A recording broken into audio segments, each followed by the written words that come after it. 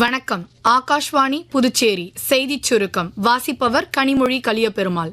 Finland அதிபர் doctor Alexander stump 3 நாள் அரசுமுறை பயணமாக இன்று இந்தியா வருகிறார். புதுடெல்லியில் நடைபெறும் 11வது ரெய்சினா உரையாடல் 2026 அவர் தலைமை விருந்தினராக பங்கேற்று சிறப்புரையாற்றுகிறார். தொடர்ந்து பின்லாந்து அதிபரும் பிரதமர் திரு நரேந்திர மோடியும் பல்வேறு துறைகளில் ஒத்துழைப்பை வலுப்படுத்துவது குறித்து ஆலோசிக்க உள்ளனர். மேற்காசியாவில் நிலவி வரும் அசாதாரண சூழ்நிலைகளால் 1200க்கும் மேற்பட்ட இந்திய விமான சேவைகள் மற்றும் சுமார் 380 வெளிநாட்டு விமான சேவைகளும் ரத்து செய்யப்பட்டுள்ளதாக இந்திய விமான போக்குவரத்து அமைச்சகம் தெரிவித்துள்ளது.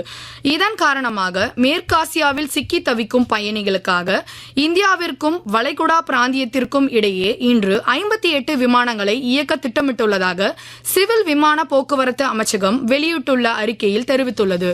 குஜராத் மாநிலத்தில் ஆன்மீகம் மற்றும் பாரம்பரிய சுற்றுலாவை மேம்படுத்தும் நோக்கில் அம்மாநில அரசு சுமார் 28.68 கோடி ரூபாய் மதிப்பில் புகழ்பெற்ற ஹர்ஷத் மாதா ஆலயம், உப்பர்கோட் கோட்டை மற்றும் காந்தி ஆசிரமம் ஆகியவற்றின் மேம்பாட்டு வளர்ச்சி பணிகளுக்காக ஒப்புதல் வழங்கியுள்ளது. ஹோலி பண்டிகை கொண்டாடப்படுவதை முன்னிட்டு இன்று புதுச்சேரி ஜிப்மர் மருத்துவமனையில் புறநோயாளிகள் பிரிவு இயங்காது என்றும் அவசர சிகிச்சை பிரிவுகள் அனைத்தும் வழக்கம் போல இயங்கும் என்றும் ஜிப்மர் நிர்வாகம் தெரிவித்துள்ளது.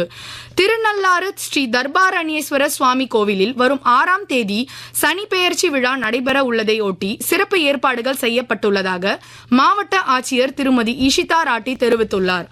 மன்னார் வளைகுடா மற்றும் அதை ஒட்டிய பகுதிகளின் மேல் நிலவும் வளிமண்டல கீழடுக்கு சுழற்சி மற்றும் இந்திய பெருங்கடல் பகுதிகளின் மேல் நிலவும் வளிமண்டல மேலடுக்கு சுழற்சி காரணமாக வரும் 6ஆம் தேதி வரை தமிழகம், புதுச்சேரி மற்றும் காரைக்கால் பகுதிகளில் பொதுவாக வறண்ட வானிலையே நிலவக்கூடும் என்று சென்னை வானிலை ஆய்வு மையம் தெரிவித்துள்ளது.